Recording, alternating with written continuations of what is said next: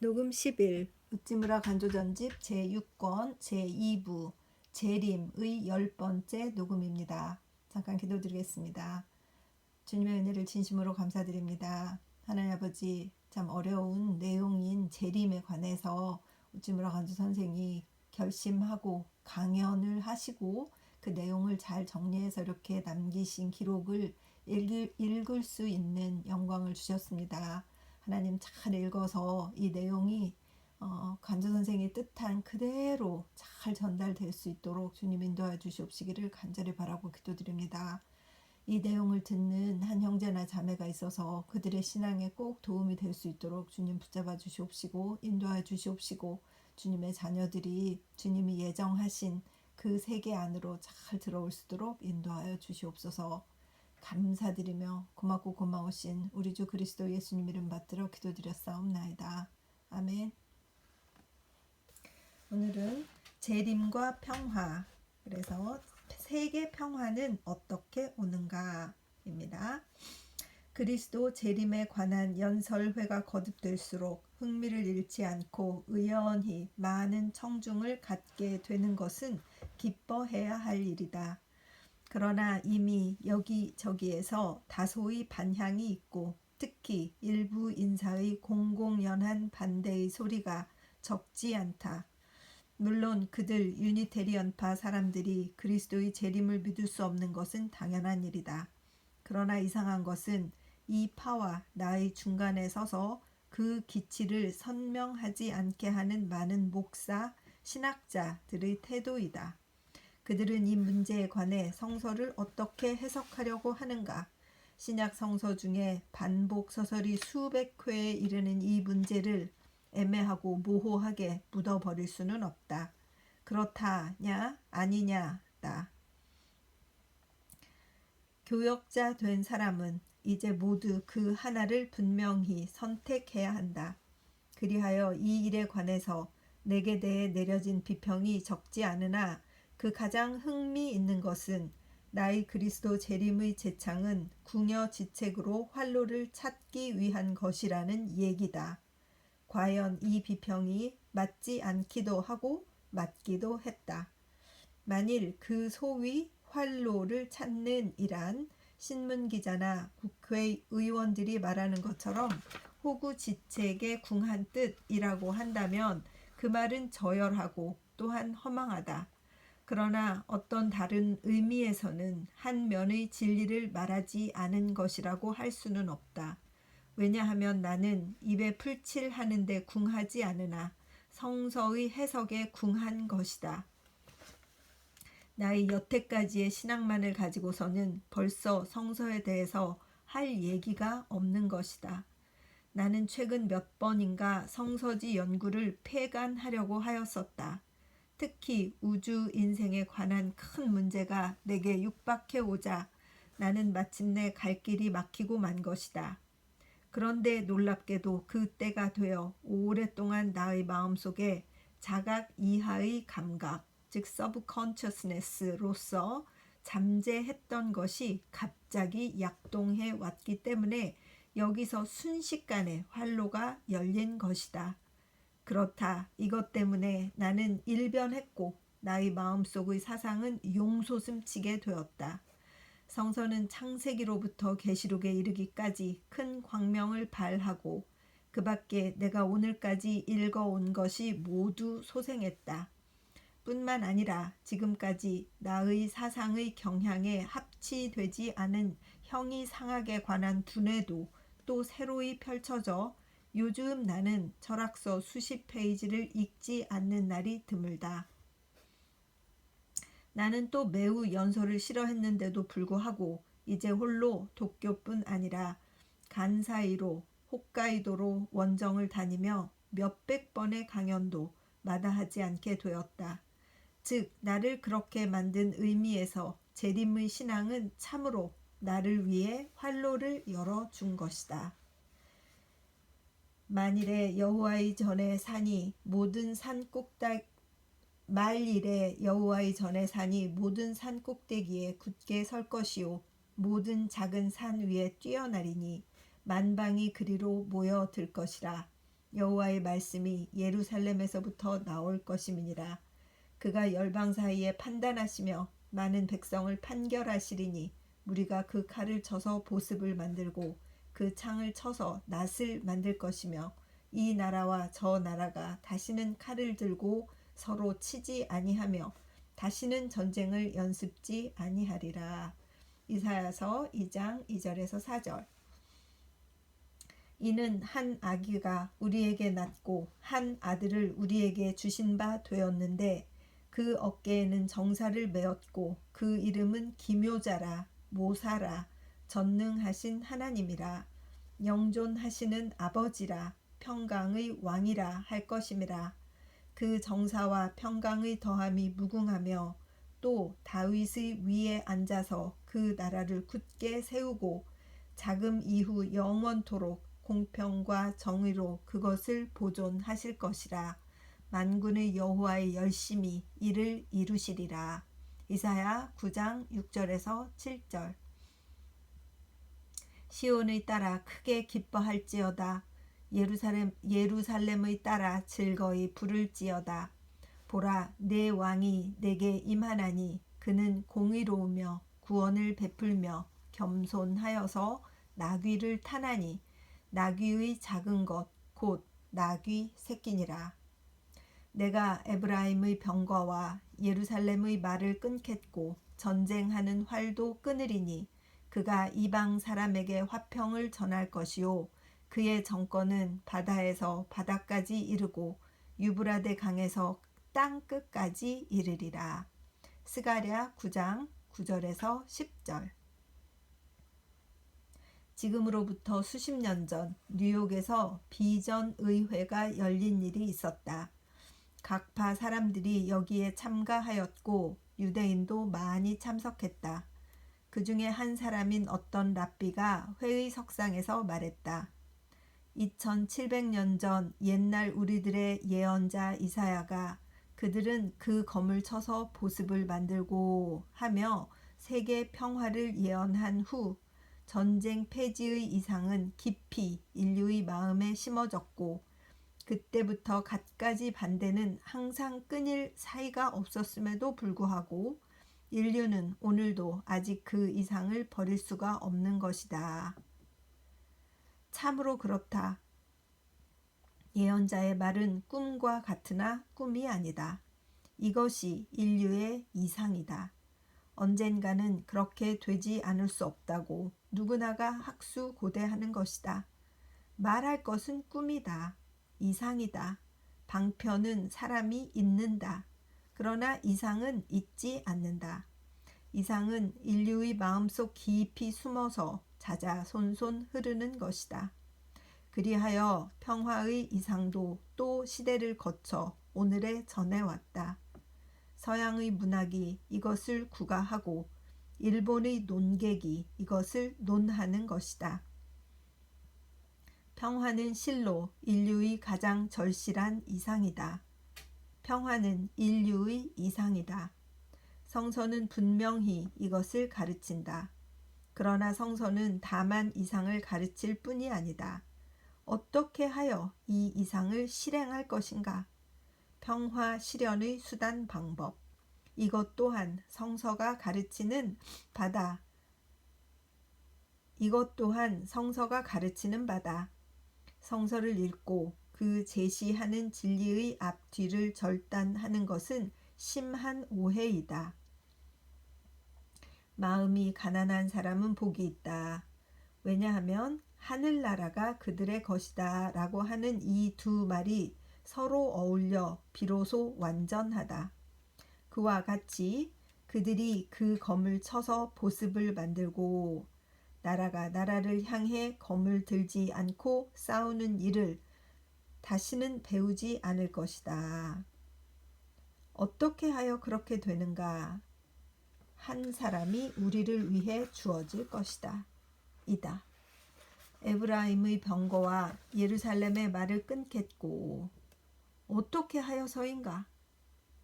보라, 내 왕이 내게 임하나니 그는 이다. 성서는 만국의 평화를 설득함과 동시에 또 이것 때문에 어떠한 한 사람의 오심을 말하는 것을 알 수가 있다. 하나님은 반드시 영원한 평화를 내려주신다. 이것이 성서가 밝히 보여주는 첫째 진리이다. 하나님은 그 수단으로서 만물을 스스로에게 복종시킬 수 있는 힘을 가진 그 아들을 내려주신다. 이것이 성서가 밝히 보여주는 둘째 진리이다. 평화가 오리라.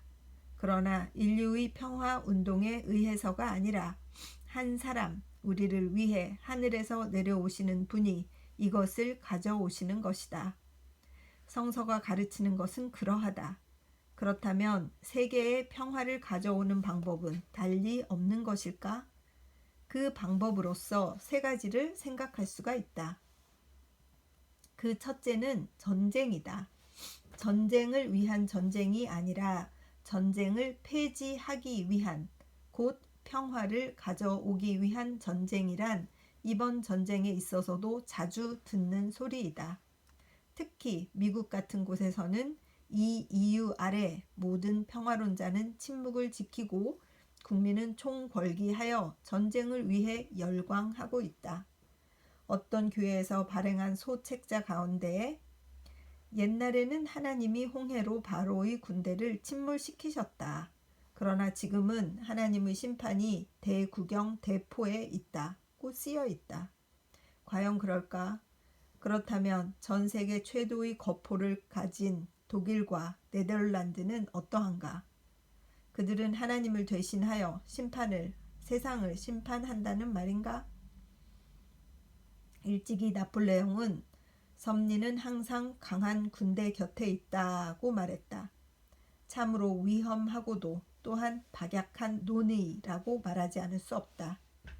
지금은 잠잠한 미국의 평화론자 졸단 박사는 전쟁 전에 해마다 스탠포드 대학에서 행한 강연에서 그는 독일의 가드 케어의 말을 인용하여 몇 번이고 되풀이해서 말했다.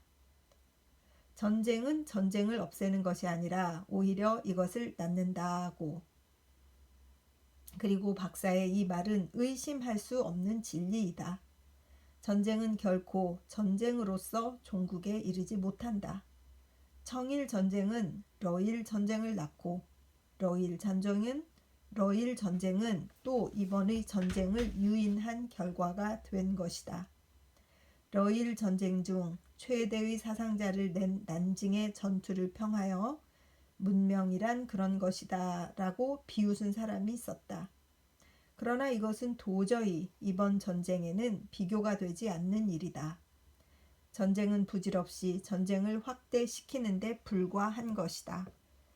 박사는 또 전쟁에 이기는 것은 여기에 패하는 것보다 불행하다고 말했다. 그렇다. 로마, 프랑스 등의 역사가 모두 이것을 증명한다. 전쟁은 마침내 평화를 가져오는 수단은 아닌 것이다. 둘째는 외교 혹은 평화 운동이다. 그러나 외교가 얼마나 무능한지는 사람들이 잘 아는 터이다. 정부는 사절을 다른 나라에 파견하고 그 나라의 관민은 다투어 이를 환영한다. 향연은 향연을 부르고 접대는 접대를 더한다. 그리하여 두 나라의 친선의 소리가 떠들썩하게 들릴 때쯤 나한데없이 전보가 전해진다. 이르기를 사실은 결코 맹약에 따르지 않는다 라고. 외교란 필경 이런 류의 것이다. 시험삼아 헤이그 평화회의의 역사를 펼쳐보라. 이 회의의 주창자는 러시아의 전 황제였다. 그리고 러시아 제국을 종용한 것은 평화에 연연한 영국 여왕 빅토리아였다. 여왕은 전쟁을 심히 미워했으며 일찍이 다시는 선전조서에 서명하지 않겠다고 결심했다. 그런 후 영국민이 열광하여 남아프리카의 두 개의 소공화국을 못살게 굴려고 여왕에 대해 선전의 서명을 강요해서 늙은 여왕의 가슴을 몹시 아프게 하여 마침내 그 여생을 단축시켰다고 전해지고 있다. 이 여왕의 권유와 경제학자 브로흐의 평화론의 독촉으로 성립된 헤이그 평화회의는 과연 무엇을 했던가? 1899년 및 1907년 2차에 걸친 회의 결과 의결된 것을 지금 볼 때 참으로 우스꽝스럽다. 풍선 위에서 탄환 혹은 폭발물의 투하를 금한다. 또 독가스의 사용을 금한다. 또는 덤덤탄의 사용을 금한다. 그러한 의결을 오늘날 누가 믿을 수 있을까? 독일 비행기는 매주 런던시의 상공을 선회하여 많은 무고한 노유 부녀를 죽이고 있지 않은가? 그리하여 여기에 대해 영국의 비행기도 또 같은 복수를 시도하고 있지 않은가?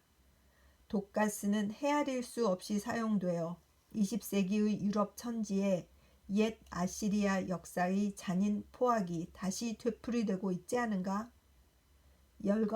열강의 외교단이 일당에 모여 샴페인을 터뜨리고 평화를 논의한 결과는 대개 그러하다.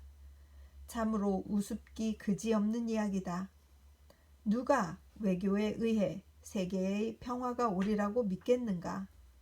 외교는 일시적 완화책에 불과한 것이다. 셋째는 기독교회이다.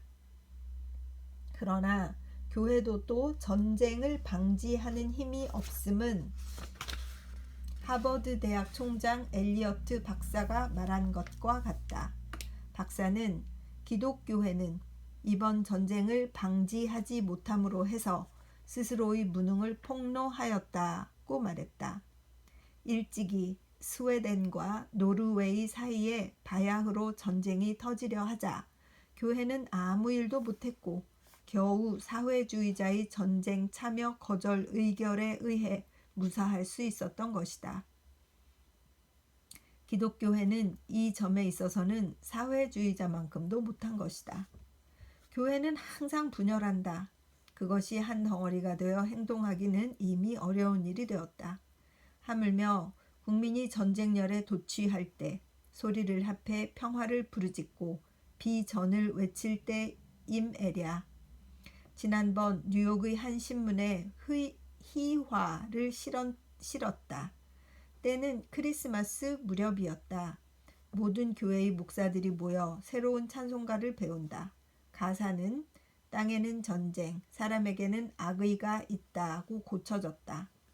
그리하여 저쪽에 풍채가 좋지 못한 한 목사는 옛 찬송가인 땅에는 평화, 사람에게 은혜를 불러 내쫓겼다.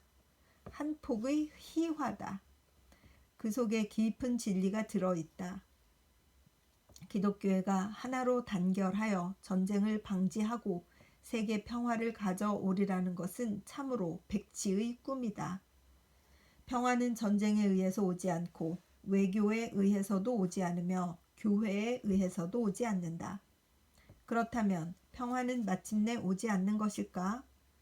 인류의 가장 절실한 이상인 평화는 마침내 오지 않는 것일까? 저 전율할 전쟁은 어떻게 해야 절멸하는 것일까? 아무도 이것을 아는 사람이 없는 것이다. 사람은 부질없이 전후의 교육, 전후의 경제운은 하지만 전쟁 그 자체를 어떻게 종식시켜야 하는지를 모른다. 그리하여 전쟁은 전쟁을 낳고 화는 화를 낳고 이제 온 세계는 막다른 골목에 이르고 있다. 저 예언자 이사야의 이상은 마침내 꿈에 지나지 않는 것인가? 만국의 평화는 영원히 실현하지 않는 것인가? 아니, 결코 그렇지 않다. 평화는 하나님 자신이 내려주시는 것이다. 하나님은 그 외아들을 다시 세상에 보내시어 그의 어깨 위에 세계의 통치를 두시는 것이다. 그리하여 그가 우주 만물을 스스로에게 복종시킬 수 있는 능력을 가지고 영원한 평화를 이 세상에 실현하는 것이다. 평화는 홀로 그에 의해서 온다. 그를 믿지 않고 평화론을 부르짖는 것도 필경 이것은 하나의 잠꼬대에 불과한 것이다. 세계의 평화는 어떻게 해서 오는가?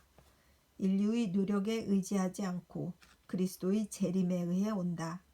하나님의 아들이 다시 임금으로 오실 때 인류의 이상은 실현되는 것이다.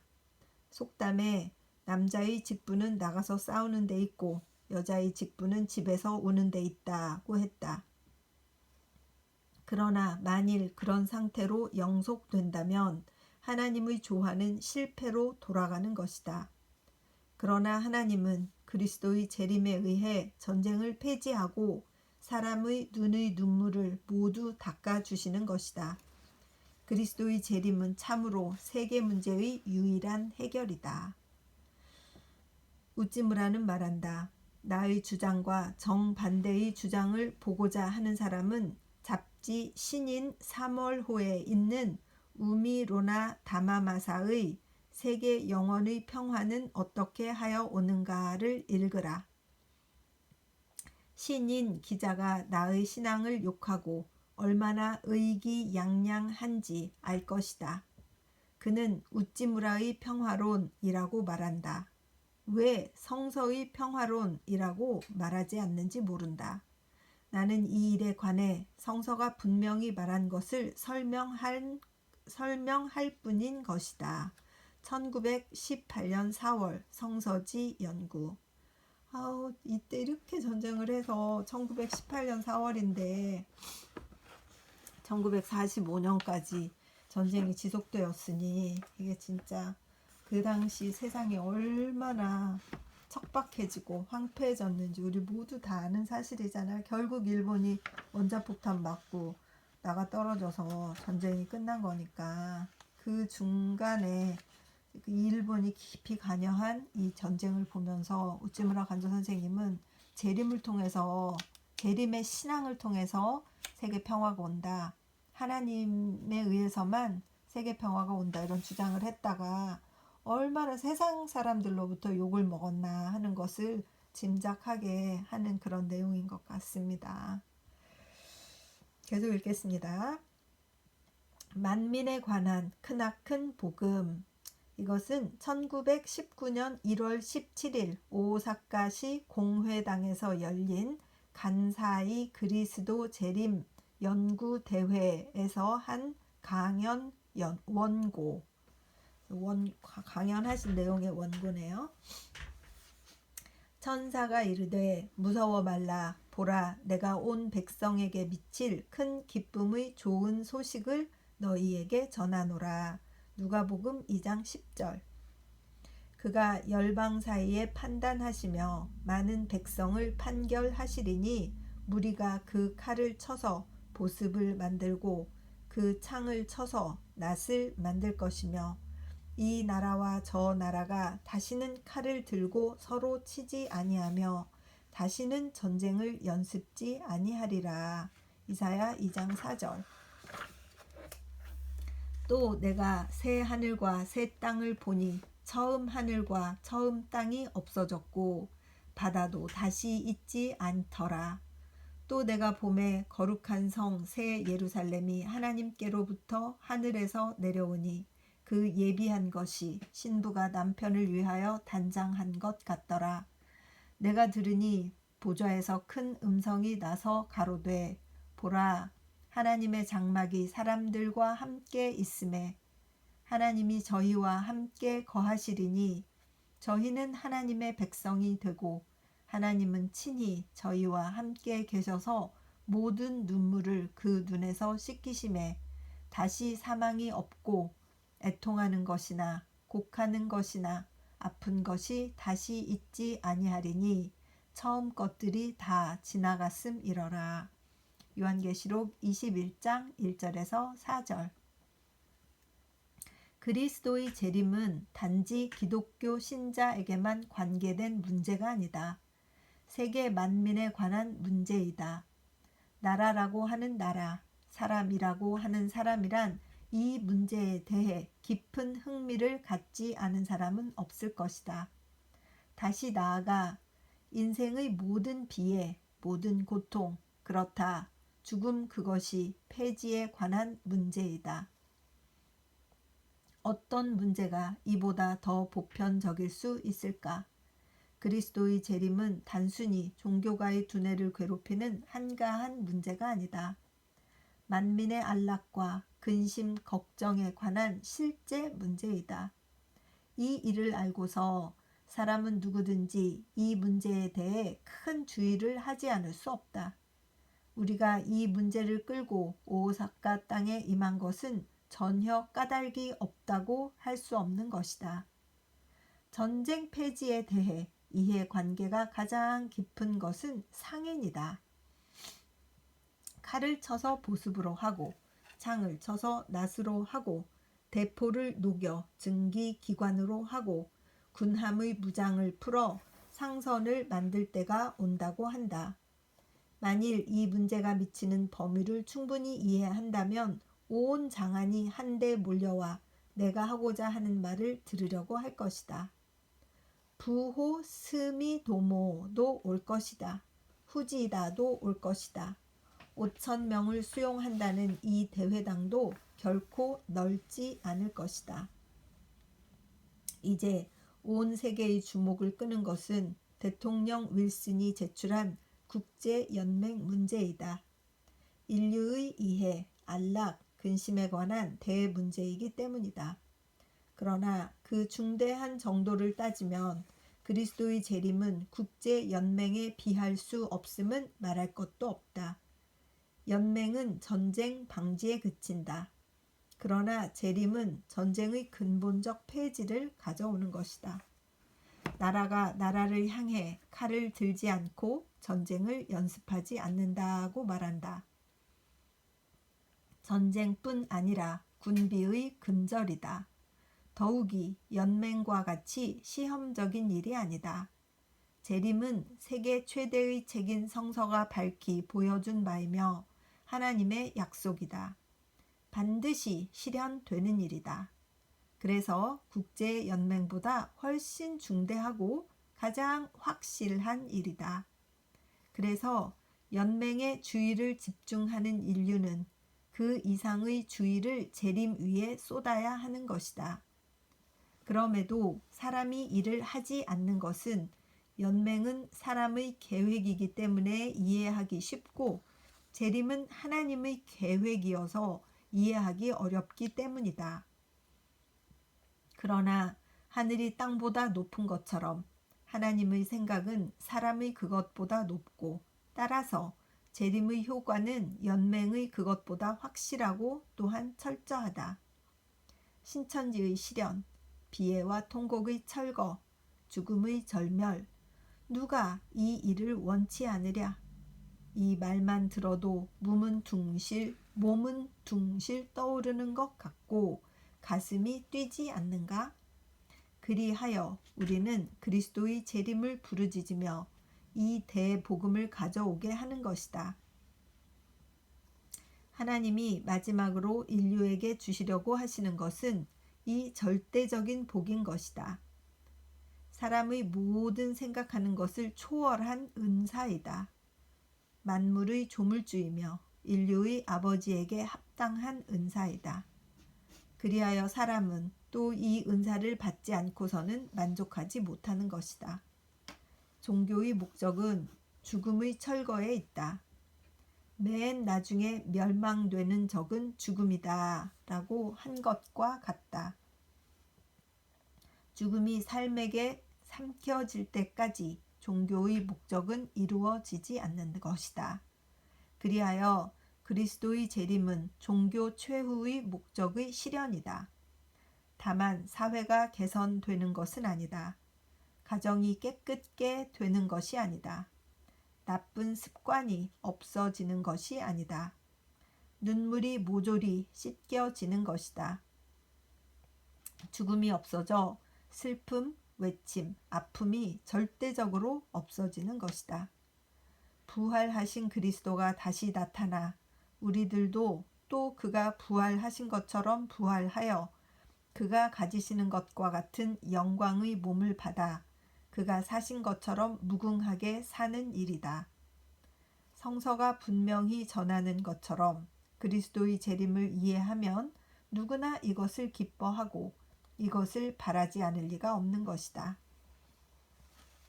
그리스도 재림을 논하기 전에 먼저 그것이 무엇인지를 알 필요가 있다. 단지 그가 구름을 타고 오신다고 하는 까닭 때문에 미신이라고 할 수는 없다. 먼저 성서는 재림에 대해 무엇을 보여주는가? 그 일을 분명히 하고 그 다음에 진위를 따져야 할 것이다. 그리스도의 재림이라고 하면 하나님의 심판을 연상하는 것이 보통이다. 그리하여 재림은 그 한 면에 있어 심판인 것은 말할 것도 없다. 심판이란 내가 전하는 복음에 의하면 하나님께서 예수 그리스도를 통해 사람들의 마음속 깊이 숨겨진 것들을 심판하실 그날에 있는 것이다. 로마서 2장 16절이다. 그래서 재림은 두려운 일, 사람의 선악을 판별하는 때 선한 사람이 구원받고 악한 사람이 멸망할 때, 그러니까 되도록 늦게 오기를 바란다는 것은 일반적으로 믿고 있는 경향이다. 그러나 이것은 재림의 한 면에 지나지 않는다. 재림에는 기뻐해야 할 다른 면이 있다. 내가 속히 오리라 반드시 갚으리라. 계시록 22장 12절고 주는 말씀하셨다. 그리하여 이 경우에 있어 갚음은 확실히 보상이다. 인자가 아버지의 영광을 가지고 천사들과 함께 오리라. 그때 각자의 행한 대로 갚아줄 것이다. 마태복음 16장 27절라고 있다. 이 경우에서도 갚아주리라는 마태복음 6장 2절에서와 같이 선의로 해석해야 할 것이다. 그 밖에 심판한다는 것도 반드시 죄를 심판한다는 뜻으로 해석할 것이 아니다. 심판에는 지배한다 혹은 다스린다는 뜻이 있다. 너희는 성도의 세대를 심판하려는 것을 모르느냐고 한 경우 심판이란 확실히 다스린다는 뜻이다. 사람의 죄를 정하는 일이 하나님께서 기뻐하시는 바가 아님은 분명하다. 사랑이신 하나님이 특별히 죄를 심판하기 위해 그 아들을 세상에 보내실 리가 없다. 하나님은 그리스도를 통해 사람의 숨은 일을 심판하시려는 것은 사실이다. 그러나 이것은 심판하기 위한 심판은 아니다. 곧 선정을 베풀기 위한 심판이다. 나는 자비를 기뻐하며 속죄물을 기뻐하지 않는다고 말씀하신 분이 어떻게 특별히 사람을 심판하기 위해 다시 세상에 임하시겠는가? 재림의 목적은 처음 오신 목적과 다르지 않을 것이다. 처음 오셨을 때에 내가 온 것은 세상을 심판하려 온 것이 아니라 세상을 구원하기 위함이다. 요한복음 12장 47절라고 말씀하신 분은 다시 올 때도 같은 목적을 가지고 오실 것이 분명하다. 심판이 재림에 따르는 것은 확실하지만 심판이 재림의 목적이 아닌 것은 더욱 확실하다. 주가 오시는 것은 구원하시기 위해서이며 심판하시기 위한 것은 아니다. 싸움은 그치고 여호와의 정치는 바다에서 바다로 미치고 강에서 땅끝까지 미치며 눈물은 모두 씻겨지며 슬픔과 외침과 아픔이 없어져 재림의 목적이 이루어지는 것이다. 그리스도는 은혜를 만민에게 베풀기 위해 다시 오신다. 그러나 만민이 모두 같은 은혜에 참여하는 것은 아니다. 은혜는 이것을 받는 사람에 따라 다른 것이다. 그때 각 사람의 행한 대로 갚아주리라고 있다. 그리하여 성서에 따르면 인류는 세 종류로 구별된다. 그 첫째는 크리스천이다. 둘째는 유대인이다. 셋째는 이방인이다. 이것이 은혜의 입장에서 본 인류의 분류법이다.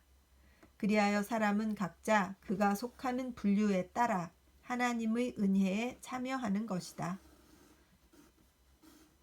크리스천이라고 하는 것은 물론 교회 신자가 아니다. 물의 세례를 받은 사람이라고 반드시 크리스천은 아니다. 세상에 스스로 크리스천이라고 자처하는 사람 중에 크리스천 아닌 사람이 많이 있다. 크리스천은 그리스도에 의해 하나님께 속량된 사람이다. 그 의의를 자기의 선행에서 구하지 않고 자기를 대신하여 십자가에 달리신 분의 속죄 행위에서 인정하는 사람이다. 곧 율법 밖의, 도의 밖의 신앙의 입장에 놓인 사람이다. 그래서 은혜의 입장에서 보아 크리스천은 하나님의 왕족이다. 바울의 말을 빌면 하나님의 계승자로 그리스도와 함께 상속자인 것이다. 로마서 8장 17절. 따라서 그리스도의 재림 때 최대의 은혜에 참여하는 사람이다. 들려 올라가는 은혜, 그것이다. 천사장의 목소리와 하나님의 나팔 소리와 함께 주께서 친히 호령하시면서 하늘로부터 내려오실 때 그리스도 안에서 죽은 자들이 먼저 살아나고 다음으로는 살아남아 있는 우리가 그들과 함께 구름에 쌓여 올라가 공중에서 주를 만나게 될 것이다. 데살로니가 전서 4장 16절 17절 라고 말씀하고 있는 그 은혜에 참여하는 것이다. 곧 주가 다시 임하실 때 그가 아직 땅에 내려오시기 전에 공중에서 그와 만나 거기서 그와 함께 될 수 있는 자격이 주어지는 것이다.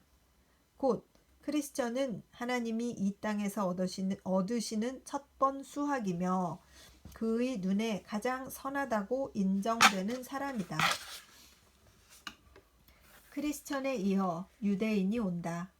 크리스천은 하늘에 속한 사람, 그래서 땅에 속한 모든 백성보다 하나님 앞에 귀하다. 그러나 땅에 속한 모든 백성 가운데 유대인은 가장 귀하다. 유대인은 하나님의 보배의 백성 혹은 거룩한 백성. 여호와께서 너희 칭찬과 명예와 영광으로 그 지으신 모든 민족 위에 뛰어나게 하시고 신명기 26장 19절 라고 모세가 말한 백성이다. 그리하여 그리스도의 재림에 의해 유대인은 이 명예, 이 영광에 참여하는 것이다. 하나님은 유대인을 버리시지 않는다. 그 약속에 따라 다시 그들을 돌아보고 그들을 통해 그의 마음에 정하신 일을 세상에서 행하신다. 곧 율법은 시온에서 나오고 여호와의 말씀은 예루살렘에서 나와 그가 택한 백성들을 가지고 모든 사람들을 심판하시는 그 때가 오는 것이다. 그리스도는 다시 땅 위에 나타나 예루살렘을 중심으로 하여 세계를 다스린다는 것은 성서가 분명히 보여주는 바이다. 그날에 그의 발이 예루살렘 앞 곧 동편 감람산에 서실 것이요 그날에 생수가 예루살렘에서 솟아나서 절반은 동해로 절반은 서해로 흐를 것이라. 여호와께서 천하의 왕이 되시리니 스가랴 14장 4절에서 9절라고 있는 것과 같다. 또 그 때에 예루살렘이 여호와의 보좌라 일컬음이 되며 열방이 그리로 모이리니 곧 여호와의 이름으로 인하여 예루살렘에 모이고 다시는 그들의 악한 마음의 강팍한 대로 행치 아니할 것이며 예레미야서 3장 17절라고 했다.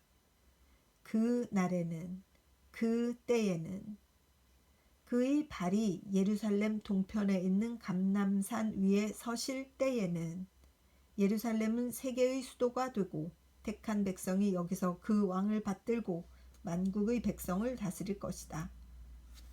사람들은 이 말을 듣고 공상이라고 웃을 것이다. 그러나 이것은 성서가 분명히 밝히는 것이며 그 1.1회까지도 사실이 되어 나타나고야 마는 것이다. 유대 민족은 지금도 엄연히 남아있지 않은가?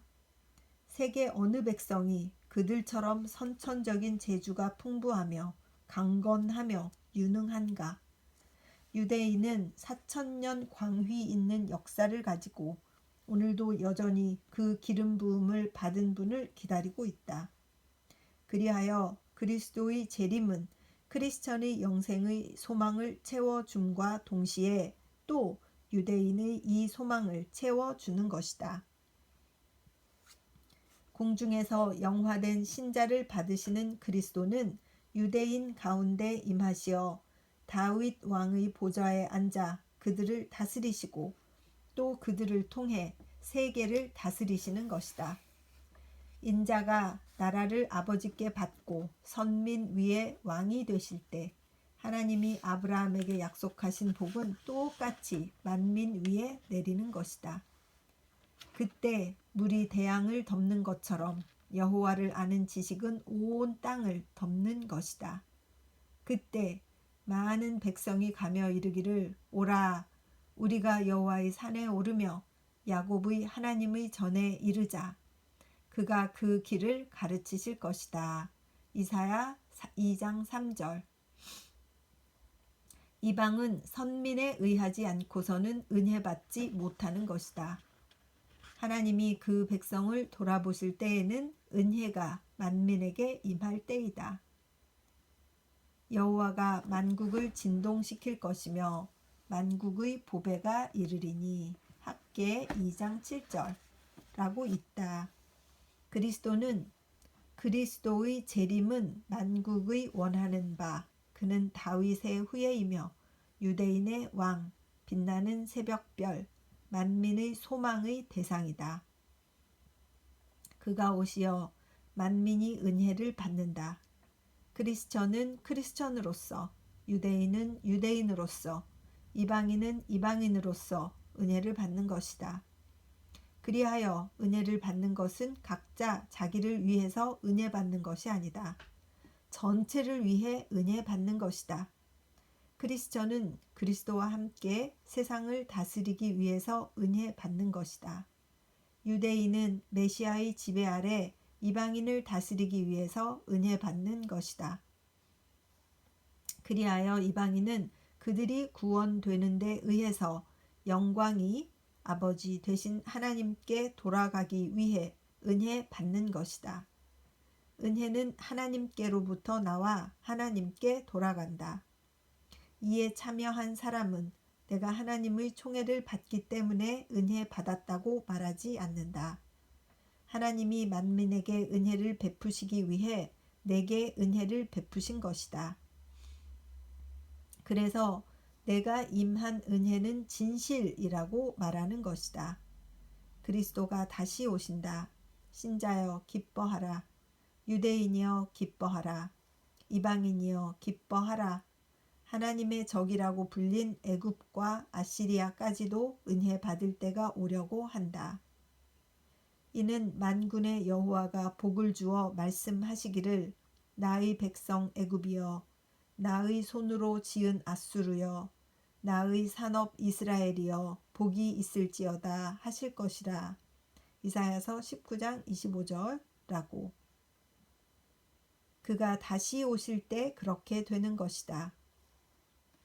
그래서 시인은 노래 부르기를 온 땅이여 하나님께 즐거운 소리를 발할지어다. 그 이름의 영광을 찬양하고 영화롭게 찬송할지어다. 시편 66편 1절에서 2절. 1919년 2월 성서지 연구.